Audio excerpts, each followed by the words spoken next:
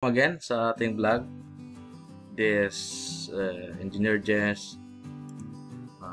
Ang session natin ngayon is all about paano gumawa ng load schedule sa Toy Story Residential. Actually, tapos na natin to nagawa, yung design in the past months. Medyo busy lang kaya di natin nasundan agad itong load schedule. But for now, libre na. So, pwede na natin gawin. Actually, again, this is a two-story building. Meron, Toy Story Residential. Meron siyang ground floor, second floor, and then merong roof deck. And then, we have here a floor plan. Actually, meron na siyang power layout. Ginawa natin to past months. Then, power layout, ground floor, second floor, roof deck. And then, meron tayong legend, electrical legend. We have outlets, washing machine, water heater, JFCI. And then, meron tayong panel board, circuit home run, and then enclosed circuit breaker. Together with this, meron din tayong sa lighting layout. Meron tayong sa ground floor, second floor, and then roof deck. And then we have here a legend. So the lighting, ang ginagamit is 16 watts pin light. We have here emergency lamp, chandelier, full lamp, and off light. And then together with the switch, 1 gang, 2 gang, and then 3 gang.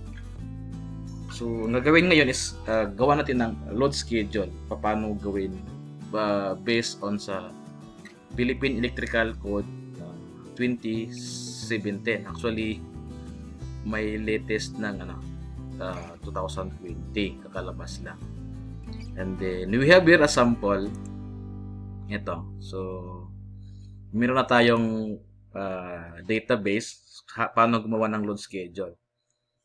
And then actually, ito na yung natin gagamiting format paano gumawa. We have here ito, panel name, panel location, mounting, and bus bar, caret, width stand, together with this name tag, PB, and then ito, main feeder wire. So, anong wire ang gagamitin sa service entry from panel board going to the utility, Meralco or other cooperative if nasa probinsya. And then ito din, main breaker circuit size, merong ampere trip, voltage, and then ampere frame, and then CAIC rating. So itong CAIC rating, gawa natin to siguro separate vlog naman how to create the design analysis. So but for now, pwede natin siyang assumption muna. But actually, meron talagang calculation ito. So, we have a separate blog on this. And then, this is the content of our load schedule. We have this circuit number until, actually, ang circuit natin is until 20 lang. So, maglagay tayo ng kahit man ng dalawang spare, 51 at 22. And then, we have her load description. Meron sa ground, paanong loading niya. We have here lighting, so 1, 2, 3, 4. Number 5, convenience outlet. 7, 8, washing machine. 9, ref. 10, microwave outlet. Rinse outlet, rice cooker outlet. 13, 14, aircon ng ground floor. Outlet ng second floor. Aircon ng second floor. Outlet ng roof deck, circuit number 9, 10, and then circuit number 20, aircon ng second floor. And then we have here power factor, and then load, yung load, under siya ng power factor, wattage, at saka yung VE, the apparent power. This watts, ito na yung real power or true power. And then we have here demand factor. So, itong demand factor is usually ginagamit I mean, paano natin malaman na what will be the demand factor for this funnel board? So, mag-assumption tayo kung ilang oras gagamitin yung every circuit. And then we have our configuration, single phase ba siya o 3-phase? For now, we're using single phase. So, and then we have here volts, system voltage, it's either 230 or 400, 380 volts. And then current, expressed in amperes. And then ito is circuit protection. So, ilang ampere trip, ampere frame, kaik, and then number of falls. So, and then sets, ilang sets ng wire. And then we have here again line to line, ground at saka insulation. And then raceway, so conduit. And then meron tayong actually this table is coming from Philippine Electrical Code 2017 pa. Meron tayo dito ito ampacity ng wire, then grounding, and then we have here type of wire, and then conduit. So if you're using metal or using PVC conduit, so ito yung ating pagbabasehan paano mag-size, I mean how to determine the size of cable and then the conduit. And then we have here the ampere rating for air conditioning units, so yung sa mga AC motors. Okay, so let's use this table how to size on the overcurrent protection. Okay, let's start na to make a load schedule. First, itong ating circuit number 1 is lighting ground floor. So, bibilangin natin ilang ilaw yung sa circuit number 1. Lighting, okay. So, ito yung isang circuit ng sa ground floor. So, let's count how many luminaires. Okay, we have 1, 2, 3, 4, 5, 6, 7, 8, 9, 10, 11, 12, 13. So meron tayong 13 na lamps. And then sa legend is nakalagay meron lang 16 watts yung kanyang capacity. I mean yung kanyang wattage. Okay? And then to solve this, ito lang gagawin natin. Let's have a formula. Itong watts times natin ang quantity. Okay, so meron yung circuit number 1 is meron siyang 208 watts, but again meron pa siyang ibang nakakabit. Like for this, meron siyang tatlong emergency light. So can we assume that siguro 50 watts each? So 1, 2, 3, so third 50 times 3 it's 150. So meron pang chandelier, let's assume that siguro mga 100 watts lang. So 150 plus 100, so we have an additional of 250 watts. Okay, so ito yung ating circuit number 1. Okay, for number 2, circuit number 2, okay, so itong remaining na luminaires, ito yung circuit number 2. Okay, let's count again the number of luminaires. We have 1, 2, 3, 4, 5, 6, 7, 8, 9, 10, 11. Okay, so meron tayong 11. And then we have 16 watts again. And then meron pang ibang nakakabit. So ilan? Emergency light 50 watts, chandelier so 100 watts, so 150. And then meron pang cove light. So yung cove light siguro kahit mga assume 50 watts. So 100 plus 50 plus 50, so it's 200. So therefore let's add 200 watts lang itong sa circuit number 2. Okay, for circuit number 3, PB3. Okay, buong lighting ng second floor. So let's count 1, 2, 3, 4, 5, 6, 7, 8, 9, 10, 11, 12, 13, 14, 15, 16. Okay? So 16 luminaires saka 16 watts. And then meron pang ibang nakakabit na load which is emergency lights. Again, let's assume that only 50 watts.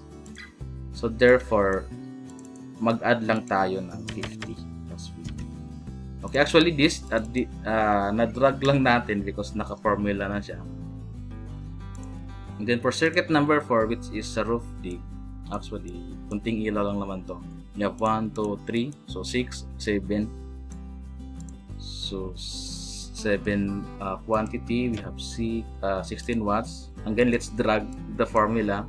And then meron lang siyang isang emergency lights which is 50 watts. So therefore, let's add this 50. Okay? Yan na. And then let's move to circuit number 5, which is the outlet sa ground floor. Ilan yung outlet sa ground floor for circuit number 5?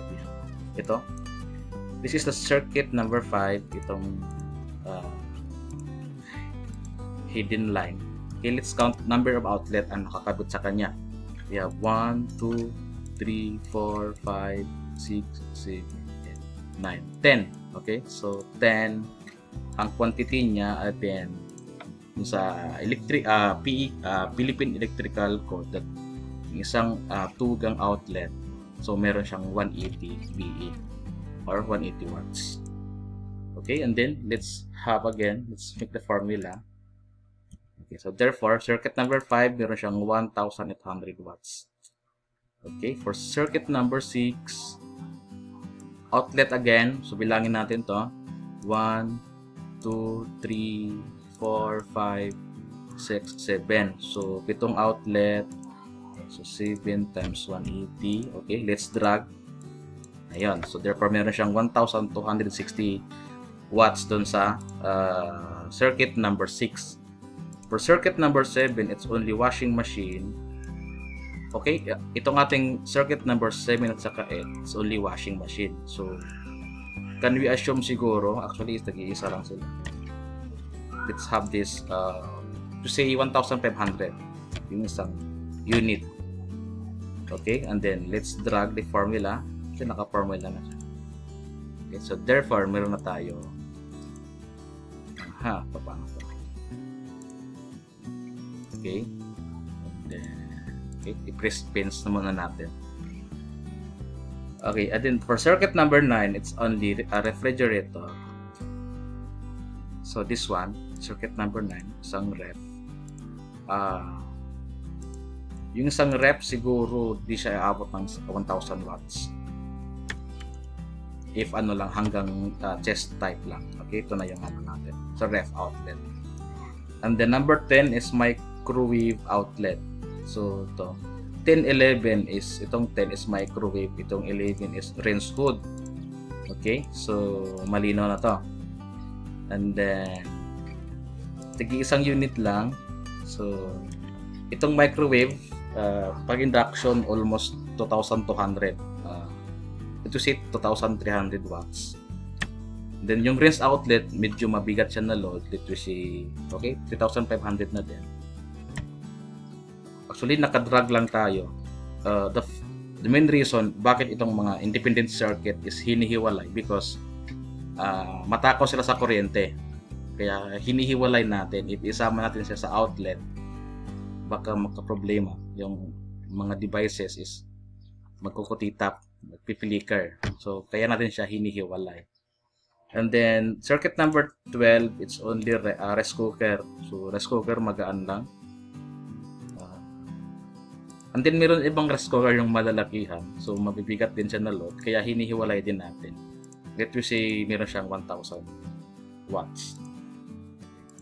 And then, for circuit number 13, 14, mamaya na natin ito balikan. Meron, ito muna, unahan natin itong 15 at saka 16. Meron siyang outlet sa second floor. So, second floor, 15, 16. Let's count the circuit number 15. We have 1, 2, 3, 4, 5, 6. So meron tayong 6 na outlet which is 180 watts. Okay, and let's make formula again. Actually it's just a multiplication lang. Okay, meron tayong 1080 watts. Okay, for circuit number 16, let's count again the number of outlet. We have 1, 2, 3, 4, 5. So meron tayong 5 180 watts. Okay, so meron tayong 1 for oops, may mali tayo dito. It's only 180. Okay, that's it. And then 17, 18, it's aircon. Mamaya natin ito balikan. And then we have here circuit number 19, which is yung outlet sa roof deck. Meron tayo, actually ito yung sa roof deck natin. Meron tayong 1, 2, 3, 4. Meron tayong 4 na outlet sa roof deck. Okay, actually naka-formula lang to. Let's copy the formula. For now, itong ano natin, balikan natin itong aircon ng 13, 14, saka aircon ng second floor, saka sa roof deck. Actually, paano sa roof deck? 18, 19, 20. So actually, itong 20 is aircon lang to ng second floor. Okay, nagkamali tayo. Ito, tama to. 20 is aircon ng second floor. Okay, so ang gagawin natin ngayon is how to determine, anong size ang kailangan natin ilagay sa bed. And then I have here dito. Meron tayong table how to determine the size ng aircon based sa kanyang area. So ito na yung ating designation 13, 14. Ito yung sa second floor, sa ground floor. Itong 17, 18, 20. Ito yung sa second floor. And then meron na tayong area. Actually this area is coming from this plan. Ito. Meron na, itong aircon na to naka-assign sa bedroom, sa living area, saka sa dining. Meron na tayong nilalagay na area together with this, ito 17, 18 at saka sa 20. And then let's go back on the table, and then ito na yung kanyang area. So based on sa mechanical sa theory. Okay, after dragging the formula, so ito na yung ating tanner per unit, per particular area. Dining, bedroom, aircon, bedroom 1, 2, tsaka 3. And then, let's multiply this by 1.2 para malaman kung ilang HP ang gagamitin natin. So, let's drag. Okay, so therefore, sa PB13, let's use 2.5 HP. Okay, and then for PB14, it's only 0.9. Let's see, it is 1.0 HP. And then PB17, 18, actually 0.45. Can we have this 0.5 HP? So meron pa kayang ganon? 0.5 HP, meron pa kaya? Actually, siguro meron pa. Or we can have 0.7, or siguro let's use 1 HP na lang, tama to. And then for PB20, let's use 1.5 HP. So itong sa PB17 at saka sa 18, kung maliit na yung area, so siguro pahinaan mo na lang yung compressor or yung temperature. Okay, and then let's use this value HP sa load schedule. So sa 13 at saka 14, 2.5, this is 2.5 HP. Okay, and then sa 14 we have 1 HP. Okay, and then sa 17, 18 we have 1 HP, and then 18, 1 HP. Sa roof deck it's 1.5, and then 1 HP is 746 watts. Okay, and then ito din 17, 18, it's 746 watts, 746 watts, Okay, sa rough take, ganun din, 756 watts. Actually, meron tayong formula, na-drag na natin to. And then, we have here, okay. And then, itong sa circuit 13 at saka 14, this wattage is, ano lang siya, hanggang condenser lang. Meron pang wattage doon sa mismong FCU or fan coil unit. Actually, magaan lang. Let me say, we can add 200 watts. Okay, ganun lang. Together with this, itong sa circuit number 14, and then circuit 17 at saka sa 18, let's add 200 watts para doon sa fan coil unit. Together itong sa rough decree plus 200.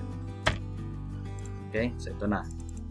And then, yung spare natin, siguro, okay, we can add spares. So, let's say this 1,000, and then this is 500. And then, let's drag again. Okay. Ito na yung sa spare natin. 1,000 at saka 500. Okay, actually, tapos na we're done on looking for the value or wattage in every circuit. Again, let's determine the power factor.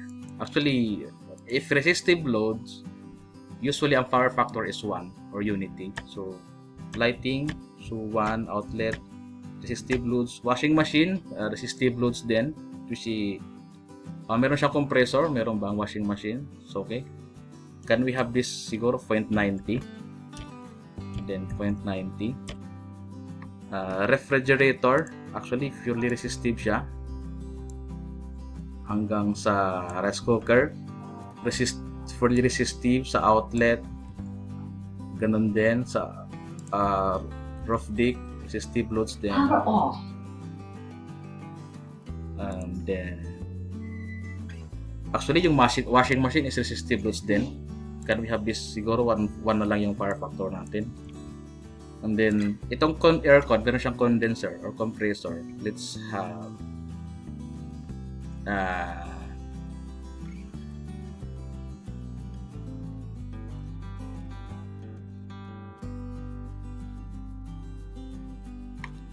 okay.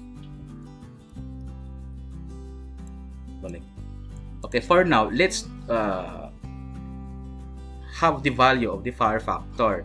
So, pag purely resistive yung loads, yung power factor niya is 1 or unity. If meron siyang compressor or condenser, mostly ang power factor is less than 1 or 0.80 to 0.90. Okay? Itong lighting at saka outlet are purely resistive loads. So, ang power factor niya is 1. Okay? 1 outlet. Okay, ang ref, meron siyang compressor ang ref? Yes, meron. Microwave oven is resistive din. We have 1. And then, okay. And then else, paano ba? Sa outlet, 1 ang power factor niya. And then, roughly 1. Okay, for air conditioning, meron siyang condenser. Ang power factor niya, let's we say 0.90. Okay, so yung mga condenser natin, let's say 0.90 ang power factor niya. Rinse outlet, ang rinse outlet is resistive din, so 1. Rice cooker, ganun din. Aircon is 0.90. Actually, this power factor is just an assumption natin. Kung talagang kunin mo yung exact na power factor, so tingnan mo lang yung nameplate ng unit. Washing machine, actually meron siyang compressor, to say 0.95. Then, yung ref, meron siyang compressor, so 0.95 din. And then sa mga spare, din natin alam anong mga load. So, let we say, yung real power niya is equal na lang doon sa apparent power. Okay? And then, okay, we're done on assigning the power factor. Next is, let's look for the value of apparent power. That apparent power is just the real power divided by the power factor. Okay? So, ito na yung ating BE or apparent power. And then let's drag. Okay, actually naka formula na lang. Okay, so ito. And then ito na sinasabi ko, yung power factor niya is wala dun sa spare. Okay, let's assume na equal na lang sila. Okay, together with this one. Okay, let's review the power factor. Baka meron tayong na-miss. One outlet, washing machine, ref, rice cooker, aircon, outlet. Okay, tapos na tayo. And then, ito na yung ating VE. Ito na yung ating apparent power. Okay, siguro we can, let's have, lagyan natin ng total. Okay. And then, together with this one, ito, total natin. Okay. And then, ang power factor is apparent power, itong VE. Hindi, ang power factor is itong real power over itong apparent power. So, therefore, ang power factor natin ng panel board is ng buong system is 0.97. And then, ang demand factor, masasabi natin continuous load siya if 3 hours or more. So, ang demand factor niya is 100%. So, yung lighting sa ground floor, actually, di naman siya masyadong ginagamit yung lighting. Ginagamit lang siya sa gabi. So, okay, siguro, kung nasa, siya, maliblib na lugar, so, usually ginagamit yung lighting. Can we have 100% na lang yung sa lighting? Okay. And then, sa roof deck, actually, pag yung daylight during mga morning at saka afternoon, siguro 90% lang yung gagamitin natin. Sa outlet, di naman masyadong babad. Let me say 80%. Washing machine, okay, 80% na din. And then, yung ref is 24 hours, 100. Yung microwave, 80%. And then, yung rinse, ganun din. Aircon, 80% din. Sa gabi lang siya ginagamit. Outlet, ganun din. And then, so for this aircon, ganun din, 80%. Yung size spare, we're not know. So, 50% lang gagamitin natin. And then, itong demand load BE, so, itong ating apparent power, let's multiply is to demand factor. Yun na yung ating demand load. I mean, ito na yung load na kinoconsume. Okay? Hindi siya madrag. Okay, let's copy ito lang. Actually, naka-formula na siya. Okay. So, ito na yung ating load VE, naka-demand factor. And then, let's get the total. Okay. As you can observe, itong ating apparent power, if let's convert to the demand load, it's only 21 kVA na lang. So, to get for the demand factor, it's just the demand load all over this apparent power without demand factor. Okay, so therefore, ang ating demand factor is all 80%. Okay, and then for configuration, actually we're using single phase. So therefore, itong lahat ng value is 1 or single phase. And then the system voltage is 230 volts. We have to, actually, let's drag this system voltage to all, and then that's it. And then for the capacity or the current, so let's divide this load VE with this system voltage, which is 230. Okay, and then let's drag again to look for the current, and then for the motor loads, to say ito, sa aircon natin, meron tayong 2.5 HP. Okay, so ang capacity natin na gagamitin is based doon sa Philippine Electrical Code. Okay, And then, if we have 2.5 HP, meron siyang specific na full load current. Ito, 2 HP, so 3. So, nabilong siya sa 3 HP. Ito is 115 volts, 200, 208 volts, and then 230 volts. So, kung 2.5 siya, therefore, nasa, range ng 2 at 3 HP. But again, let's use this 3 HP na lang. So, yung full load current niya is 17 ampere. Okay? So, therefore, itong full load current is 17 ampere. If we're using 1 HP, yung full load current niya is ito, 8 amperes. So, therefore, this is 8 amperes. Okay, 8 amperes together with this circuit 1718, 8 amperes. And then, for second floor, meron tayong 1.5 HP. Yung 1.5 is ito, 10 amperes. So, therefore, this will be 10 amperes. And then, get for the total, paki-auto sum lang natin. So, therefore, ang current natin is 136 amps ampere. Okay. And then, before that, let's find out the circuit protection. Okay, for lighting loads, siguro, let's say 20 ampere lang. And then, ang ampere niya is 10. And then, yung CAIC rating niya, actually, this CAIC rating is ginagamit natin. I mean, we can determine the value of CAIC rating base doon sa ating short circuit calculation. But again, for now, di natin siya isama. So, mag-assumption na lang muna tayo. To say, let's use 5 to 10 CAIC. To say, 5 na lang muna. And then, fall, we have 2 fall because we're using line to line.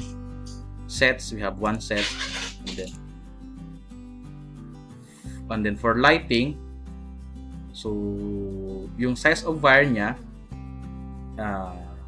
tingnan natin doon sa Philippine Electrical Code, anong size ng wire itong sa lighting natin. Okay? Okay, actually, sa lighting, ang minimum size of wire is 2.0. So, masyado siyang maliit. And then, for now, sa actual ko na ginagamit is I am using 3.5 mm square. And then, ang 3.5, if tingnan natin sa Philippine Electrical Code, if we're using 75 degrees THHN, THHW, THW, at THWN. So, ang 3.5, if tingnan mo dito, it's ano siya, 25 amperes. So, maganda to. And then, so therefore, ang gamitin natin is 3.5 na wire. So, we're using line to line. So, dalawang wire na 3.5. Okay. And then, sa ground, siguro, let's use na lang isang 3.5 sa ground. Then, yung insulation niya, we're using THHN. Because ang THHN is, if tingnan natin doon sa kanyang application, it's heat resistant thermoplastic, dry and damp locations, nylon jacketed. Pwede rin itong THWN2, moisture and heat resistant thermoplastic. Ang application niya is wet at saka dry location, nylon jacketed. And then, actually, pwede ka dito mamili sa ano na to. Sa wire, anong klase ng wire. But siguro, sa ngayon, let's use na lang itong THHN, which is common na ginagamit. Okay? So, therefore, let's use THHN. Saka yung size ng conduit niya, naka-inches. So, actually, naka-embed siya sa slab. So, let's use PVC, Schedule 80. Medyo makapal to ng konti dun sa schedule sa iba. Okay? And then, ang ating wire is 3.5 mm squared. So, therefore, siguro 1/2 lang kaya na to. Or 20 mm. 1/2 PVC. Actually, for using Atlanta. Actually, maraming brand. Pwedeng Neltex. Meron pang isa. Moltex. Maraming brand. So, you can use any kung saan kayo mas prefer. So let's use 1/2 na PVC. So therefore, let's use 1/2 and then type is PVC. It's polyvinyl chloride. Okay? And then therefore, actually we can copy na lang. So pwede natin kopyahin na lang to. Itong 20. So pwede siyang ilagay dun sa hanggang sa outlet. Okay? And then meron pa dito microwave outlet, ito din sa convenience outlet. Okay, it's 20 ampere na lang din. Okay, oops, nawala. Then for the roof deck, ito sa roof deck, ito din 20. Okay, and then for the independent circuit, independent loads, mostly ang ginagamit natin is 30. Bakit? Because we're not sure kung anong capacity ang ikakabit. Let me say itong sa washing machine, let's assume lang tayo na 1,500 watts. So we're not sure if meron pang dumating na loads, so mas malaki pa doon. And then for now, let's use 30 ampere na lang para sigurado tayo. Okay, 5 kaig and then 2 fall. Okay, 1 set. Actually, if we're using 30 amperes, let's use 5.5 yung kanyang feeder, I mean yung kanyang branch feeder, branch wire. Okay, and then yung ground niya, if we're looking for the PEC 2710, yung grounding ng 30 ampere is ito 5.5 if you're using copper. So therefore ang ground niya is ito 5.5. So therefore let's replace this with 5.5. Okay, and then yung conduit na gagamitin, if we're actually naka-embed pa rin to, so 5.5 ang size ng wire natin. So kung actually para hindi ka mahirapan paghatak or cable pulling, let's use 3/4 PVC.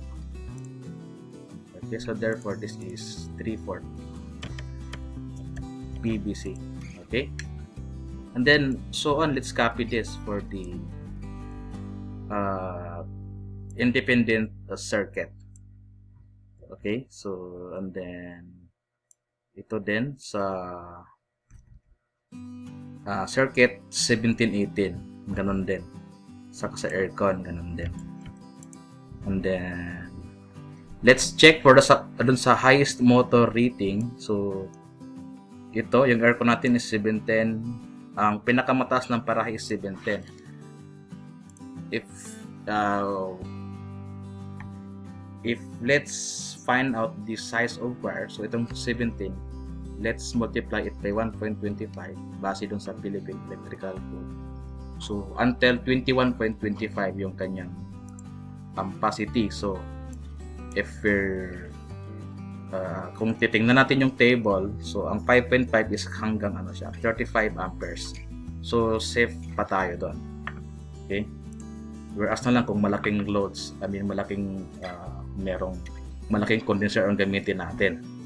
So but again, itong loads natin, mga independent circuit, is pasok pa rin siya dun sa 30 ampere trip na circuit breaker natin. Okay? Okay, and then clarify ko lang, itong sa CAEC is meron talaga tong calculation, but for me, this is the minimum. Actually, we have a separate vlog on this, how to determine the CAEC rating. So, sa short circuit calculation na natin to na vlog. Okay? But for this, is just only an assumption. So, yun lang. And then, to determine the capacity of the feeder wire for the panel board. Okay, we have here actually naka-formula na to. Let's drag na lang sa input. Okay, we have here the minimum feeder capacity. So total highest single phase current. So ito lang yung ating current, single phase 136 Okay, may nakalimutan pa tayo. Okay, so yung ating spare, siguro can we assume meron isang tier o kahit dalawang 20 na lang. So, if kailangan mag-upgrade, so pwede lang magpalit ng breaker. Okay, so single phase current ito na 136. Ito yung total natin. And then 3-phase current, wala tayong 3-phase current, so 0. So ang demand factor natin is itong demand load, itong demand load over itong actual itong sa VE load. So 0.80 yung ating demand factor. Okay. And then demand factor times itong ating total single phase current. So 136 times 0.80, ito na yan, 108.90. And then total highest motor current, so I'm sure itong 17 yung ating pinakamataas na contribution ng followed current highest. So kunin natin yung 25%, so ito 4.25, and then let's add this demand factor 108 plus 4, so it's 113.15, and then to get for the ampere capacity, so merong allowance na 80% or 1.25. So the feeder ampacity is 141.44 ampere. So tingnan natin anong size ng wire ang kailangan natin to. Okay, so if we look for the PEC again, 114 yung ampacity natin. So ito, so itong 38 is 115, itong 50 mm squared, so 140, yung ating ampacity is 141. So pasok pa tayo sa na to. 50 is 50 mm square. Ito. 50 mm square yung gagamitin natin na wire. Okay? Yung line natin is 50 mm square. So dalawang dalawang line na 50 mm square. Yung type is THSN na din. Actually pwede kayong mag-design anong type ng wire. But I am using this THSN, is ito yung mostly na ginagamit. Then yung ground natin, actually to determine the ground, we should know what is the ampere trip or mean circuit breaker natin.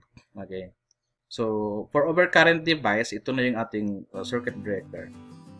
Highest CB rating, if we say ito 30 ang highest natin, and then highest motor full load current is 710. And then sum of the remaining current, so i-minus lang natin to, minus this ito, highest full load current is 17. So tingnan natin 166.10.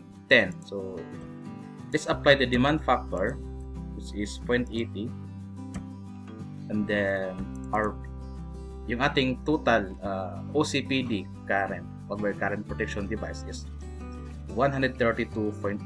So ito yung ating circuit breaker na gagamitin. And then let's determine ano yung circuit breaker na pasok siya. Okay, so 132, can we have this pwede pa siya sa pasok pa siya sa 125 na circuit breaker, or we're not sure if meron pa siyang additional for the future. So and then pwede natin gamitin itong 150 ampere na circuit breaker for future improvement. So, but again, pwede natin gamitin itong if we have 125 amperes, pwede na to. But again, if meron pang mga improvements, so we can have siguro 150 amperes. Okay, and then for the ampere frame, so for 150 amperes, ano ba yung ampere frame na gagamitin natin? Actually, sa supplier, pwede kang magtanong or ano bang ampere frame ng sa 150. Siguro we can have, let me see, 225 ampere frame. Okay, and then for KIC rating, so we can assume muna sa ngayon, because kailangan pa natin siya i-solve. Or we can have this, you say, 15 kaik rating. And then for fall, we have 2 falls. Okay? And then, again, itong kaik rating is subject pa to ng ano natin. Next vlog, how to determine. Okay? And then, for the ground, so if 150 ampere ang gagamitin natin, yung size ng ground is under siya ng ito 200. So yung 100 natin is 8.0, so 150. Okay, can we have this ito? Siguro 14 square mm yung ating ground. So isang 14 mm square yung ating ground. And then for the conduit, so sabihin dalawang linya ng 50 mm squared and then isang ground na 14. So yung ating size of conduit, actually let's use metal conduit. Pag 50 mm square, so yung conduit natin na gagamitin is kahit 2 siguro pwede na. Ito or siguro. Or ito na lang, 2.5 ang conduit na gagamitin natin. Okay? 2.5 okay, inches. Ang gagamitin natin is REC or RMC. Actually, REC and RMC is pareha lang, metal. Still. Tsaka yung type of insulation is THHL. Okay, so okay, we're done on assigning itong sa ating main circuit breaker at saka sa main feeder wire. So therefore we can have we're done on our load schedule, but let's fill up yung natin, mga tagging. So yung panel location natin nasa ground floor. Okay, and then feed from kung saan siya supplyan. So coming from utility somewhere, Meralco or sa cooperative. And then yung ating enclosure, so nasa loob siya ng bahay, kahit na 3R lang. System voltage to 30 volts, 60 Hz, single phase. Okay, na doble na. And then bus bar current withstand, so ito yung ating kanina, 15 kaik rating. Actually this is subject for design pa, so we have another topic. This is only just an assumption, but meron talaga tong actual na specific kaik rating based on sa ating short circuit calculation. Okay, actually we're done on our load schedule. Then siguro meron tayong mga pointers na lang how to create a load schedule. Ito lang, so construct, actually you can use sa Excel, mas madali sa Excel. And then after you have your power layout sa lighting layout, ito yung ating plano. So madali ka na mag-construct ng load schedule. Ano yung panel board na gagamitin natin. Okay, and then ito meron tayong 20 circuits plus 2 spares.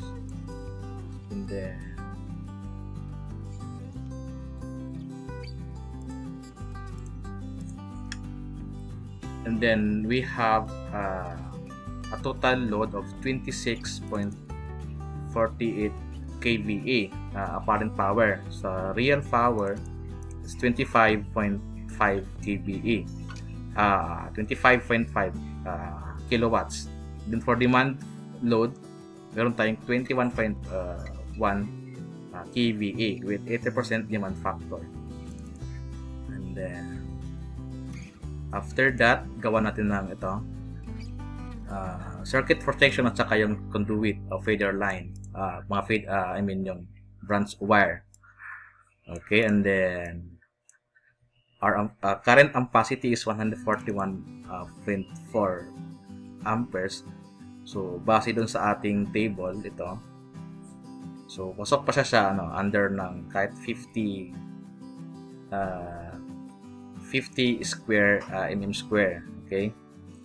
Then, ganun lang. Kadali mag ng load schedule.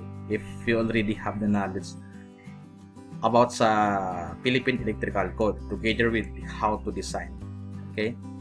So, hope may natutunan kayo for this session. So, we can have another topic for this. Siguro, kahit design analysis lang or single line diagram pwede. Okay? Thank you.